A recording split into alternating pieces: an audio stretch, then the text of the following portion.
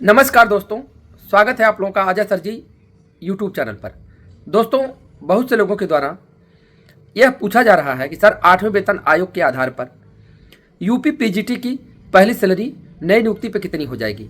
तो आज के वीडियो में मैं बताने जा रहा हूं कि 8वां वेतन आयोग जब 1 जनवरी 2026 से लागू हो जाएगा तो नवनियुक्त पीजीटी टीचर कितनी सैलरी पाएंगे, क्योंकि सैलरी में काफ़ी ज़्यादा बढ़ोतरी हो रही है।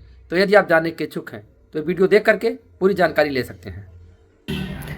8वें वेतन आयोग के आधार पर यूपी पीजीटी टीचर की पहली सैलरी कितनी हो जाएगी। तो यहां आपको बताना चाहता हूं कि जो फिटमेंट फैक्टर की बातें हो रही हैं, अब चूंकि इसकी जो रिपोर्ट है अर्थात यह लागू होगा 1 जनवरी 2026 से यह 8वां वेतन आयोग लागू होगा, ऐसी संभावनाएं बताई जा रही हैं। तो यहाँ जो फिटमेंट फैक्टर है वह 1.92 या 2.86 रहने वाला है। बहुत ज़्यादा चर्चा में 2.86 बना हुआ है और कम चर्चा में 1.92 भी है। तो इन दोनों के आधार पर सैलरी हम लोग निकालेंगे और जो रहेगा सामने आपके रहेगा। बाकी जब 8वां वेतन आयोग लागू होगा तो क्लियर हो जाएगा कि कितना बन रहा है।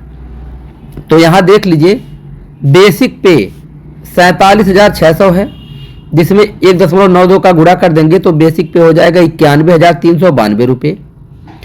और यहाँ देखिए जब फिटमेंट फैक्टर 2.86 है और उसको हमने बेसिक पे से गुणा किया तो 2.86 में तो हमने 47,600 का गुणा किया तो यहाँ देखिए 1,36,136।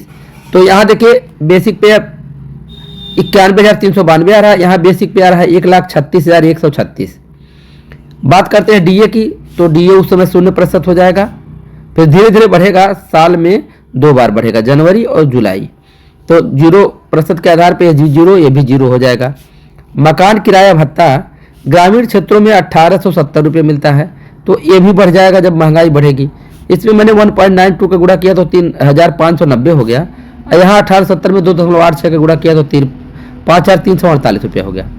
अगर हम इनको जोड़ें तो ग्रॉस मंथली सैलरी निकल के आएगी 1.92 जब फिटमेंट फैक्टर है तो कितना आ रहा है उस केस में 94,982 हो रहा है।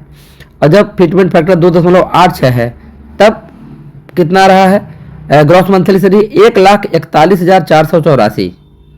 आपके सामने सब कुछ हम स्पष्ट कर दे रहे हैं, बाकी समय आएगा तो सब पता चलेगा। एनपीएस डिडक्शन, एनपीएस में क्या होता है, बेसिक पे और डीए को जोड़ करके उसका 10% काटा जाता है और 14% गवर्नमेंट भी अलग से देती है, 24% धनराशि एनपीएस खाते में जाता है। रिटायरमेंट के समय 60% नगद और 40% की पेंशन बनती है। तो यह डिडक्शन इस केस में 9,139 होगा। इस केस में अगर देखा जाए तो 13,614 होगा। और जीआईएस डिडक्शन 174 रुपये का है, जो कि ये ग्रुप इंश्योरेंस स्कीम के तहत है।